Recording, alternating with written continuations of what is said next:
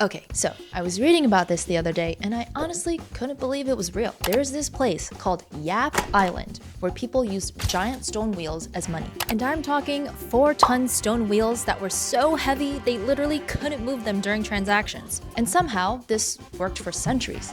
Like, how does that even make sense? I'm Jenny, and I went down this massive rabbit hole about the weirdest things humans have used as money throughout history. And honestly, some of these are so bizarre, they make meme coins look boring. So stick with me, because we're going from stone wheels to chocolate money to a currency that helped win World War II. And I think by the end of this, you'll never look at your credit card the same way again. I look at my credit card with heart emoji eyes, but that's just me. The strangest things people once used as money. Yap stone money. The 4-ton cryptocurrency. Let me paint you this picture. You're living on this tiny Pacific island around the year 1500, and you want to buy something expensive.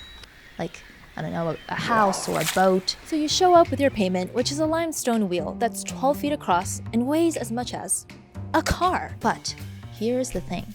The stone is so massive, you literally cannot move it. So instead of actually transferring the stone or putting it in your 12-foot oversized boulder's wallet, you just tell everyone in the village, hey guys, that big rock over there by the beach, yeah, that's mine now. And somehow everybody just remembers that, agrees with it, and most importantly, doesn't deface it with illustrations of you in a top hat and a monocle. They basically invented invisible money. No one moved the stone, they just updated who owned it. It's kind of like a prehistoric blockchain, but with boulders. I know, it sounds completely insane, but this actually worked on Yap Island, which, side note, was also the name of my junior high school table. My crew just really loved to gossip.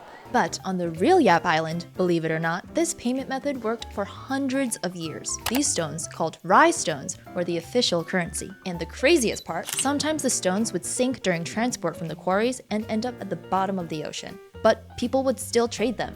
Granted, at a discount. You've heard of a clearance sale. You ain't clearing this huge stone from the bottom of the sea sale. Anybody? Okay, well, I would shop at that. Picture this conversation. I'll trade you my underwater stone, you know, the one that sank near the coral reef 3 years ago, for your fishing rights. And everyone would be like, yeah, that seems fair. They basically invented invisible money 500 years before we figured out digital banking, which is either brilliant or completely ridiculous, and I honestly can't decide which. Salt, the currency that melted in the rain. Here's a fun fact I learned. The word salary comes from salt. Roman soldiers were sometimes paid in salt rations, which makes sense because before we had refrigerators, salt was basically magic. It preserved food, made everything taste better, and was essential for survival. Wait, then wouldn't the word be saltery then? But imagine getting paid in something that could literally wash away in a rainstorm. Like, oh, I'm sorry, boss, my paycheck melted. Can I have another one? Many parts of the world actually traded salt in solid blocks, basically their version of standardized portions.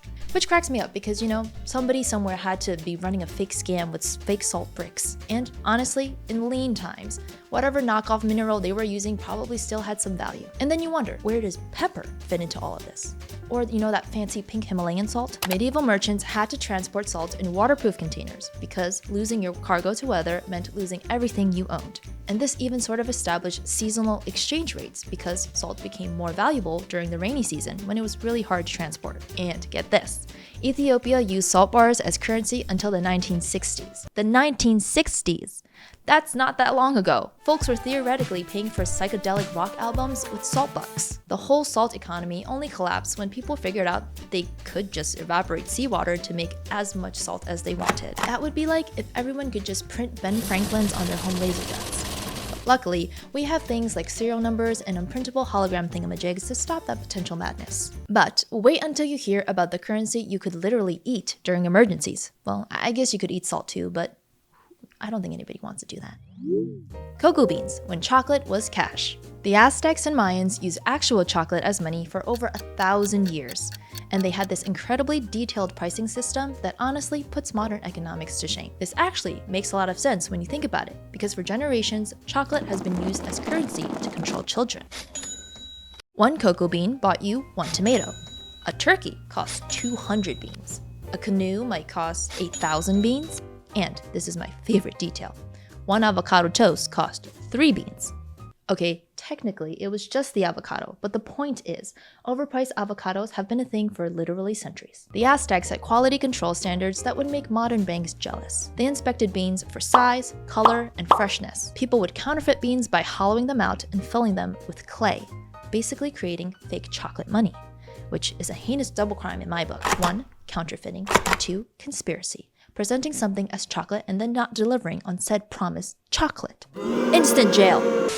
When Spanish conquistadors showed up with their gold and silver, expecting everybody to be impressed, Aztec merchants were basically like, yeah, that's really nice, but can you make hot chocolate with it? Or more accurately, Mexican hot chocolate. Because you know, the Aztecs were one of the indigenous groups that made up Mexico before it was modern Mexico. Love that little kick in the aftertaste. And here is the genius part. The beans had built-in inflation control because it's the only currency in history that could turn a financial emergency into dessert during food shortages. Though that wasn't always a sweet situation. It could get sticky. Wait, a dessert that's sweet and sticky. Sticky buns for 800, please. Don't test me on this category, you'll lose. Cigarettes. The wartime banking system. This one really blew my mind. During World War II, cigarettes became more reliable than government money in prison of war camps across Europe. And I'm not talking about people trading cigarettes for stuff. They developed full banking systems. There were cigarette banks where non-smokers would deposit their Red Cross rations and earn interest. Cigarette loan sharks. Exchange rates between different brands, American cigarettes were premium, while German cigarettes were worth way less. One British economist got captured and ended up studying the whole system instead of planning escapes.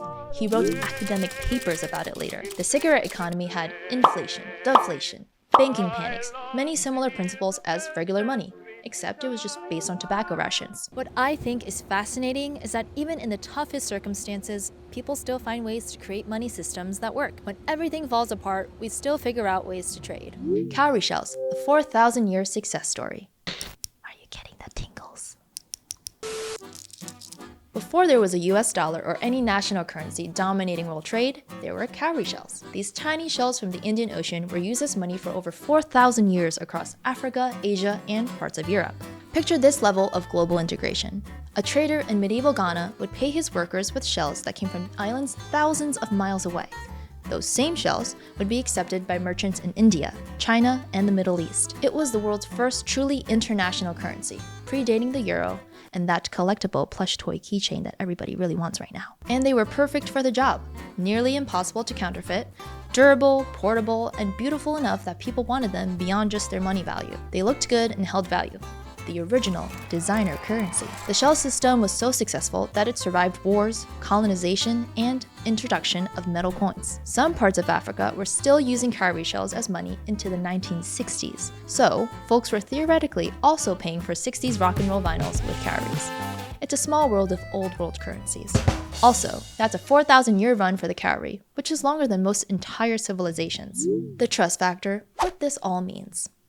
So here's what I find interesting about all of this. Whether we're talking about giant stone wheels, chocolate beans, or cigarettes in prison camps, none of these things worked because the objects themselves were valuable. They worked because communities agreed they were valuable. Those Pacific Islanders trading invisible underwater stones might sound really strange now, but they were actually way ahead of their time. They understood something pretty sophisticated about separating the idea of value from the physical thing representing that value. And honestly, that's exactly what we do today. When I send money to someone through my banking app, that money doesn't just physically travel anywhere. Banks just verify the transaction and account details, process the transaction, and boom, funds are moved from the sender's account to the recipient's account. Though when my transactions are involved, let's be clear, it's a very small transaction. But it's the same basic principle as those Yap Islanders announcing that ownership of a stone had transferred. I think what's wild is that money has never really been about the stuff, the stones, the salt, or the shells.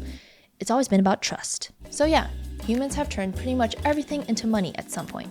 Giant rocks, seasoning, chocolate, cigarettes, collectible stuffed animals, seashells. What made any of it work wasn't just the objects themselves, but the fact that people agreed to honor them as representations of value. Modern digital payments might seem way more advanced than cowrie shell trading networks, but they're really operating on the same basic principle. Collective agreement not to freak out and question, is this piece of paper with an old dude on it really worth a grocery cart worth of food? Because once that's universally questioned, no bueno. The objects change, but the trust part stays constant. And somehow, we just keep making it work. Thanks for watching. If you found this video helpful, hit like and subscribe for more content that tackles topics that I think are worth discussing. Drop a comment with what you'd like to see next. I'm always up for covering something new.